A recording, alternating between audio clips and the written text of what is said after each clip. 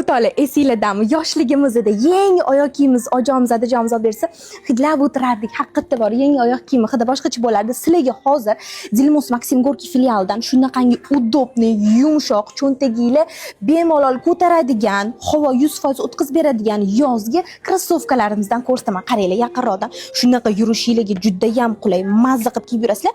Men kiyimimga moslab rozvisni ko'rdim. Agarda xohlasanglar sizlar uchun ba'zi bir oq ranglaridan bor, obzor qilamiz. Ideal fasonda ishlangan o'rtoqlar. Maxim Gorki filialimizdan bemalol olib keturasizlar. Men rozvisni qaranglar, juda ham chiroyli. Xohlasanglar mana bunaqa yollari setkali, yana ham zo'r havo o'tkazib beradigan krossovkalarimiz ham sotuvda bor.